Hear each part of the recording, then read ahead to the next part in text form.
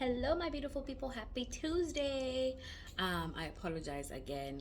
I got super busy yesterday, and so I was not able to record or post a video.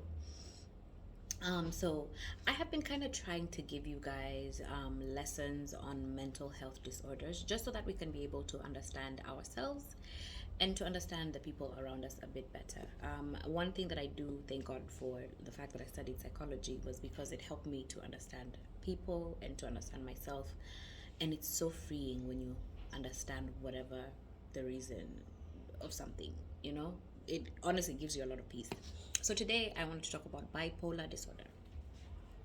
Bipolar disorder is a mood disorder. It is a mental health disorder that a person who struggles with bipolar goes through extreme emotional mood swings, extreme highs and extreme lows.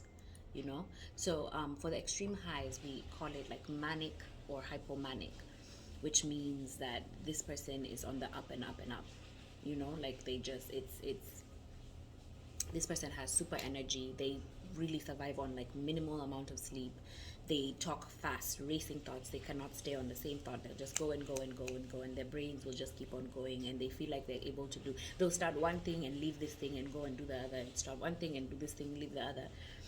They just, they're very impulsive. They tend to do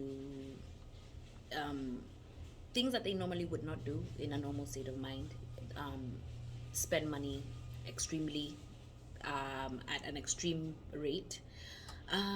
Very jumpy, very wired, and they just feel invincible. Honestly, when somebody is in that state, it's just like a state of euphoria. It's a distorted sense of reality. And then now, after this hyper mood, it moves down to a depressive state, and then now that depression also becomes an extreme depression. Like they cannot get out of bed, they don't want to talk to people, they are just like cannot get out of bed or can't sleep, because they're too much in their heads. They talk very slowly. They feel just like very anxious and very tired, and like whatever you would think about depression, like think about that times 10. So that's their feelings, their emotions are on the extreme level.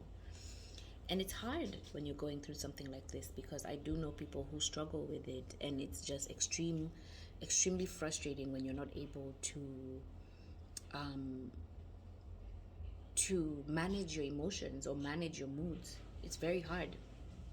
And it's hard on the people around you, for sure, because a lot of people, they're like, oh, this person is just acting up, this person is just acting out. They know exactly what they're doing, but this is something that somebody cannot help, because their moods are not able to be stable. They cannot be able to stabilize when this is happening. If they're not taking medication, anything can happen. And that, I think, this is the scariest thing about bipolar. Bipolar disorder is caused by different things.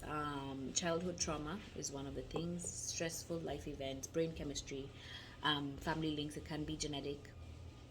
And then medication, drugs, and alcohol can trigger, you know, bipolar. And so it's just, it's a sad thing, and it's a hard thing to go through, and it's just something that is out there. And so it's, before you go out there and you label somebody as crazy, and you just label somebody and stigmatize people, take a moment to actually look at this person and see that this is not a normal thing, and they probably are really struggling trying to do their normal day-to-day things, just because they have this thing that they can't help.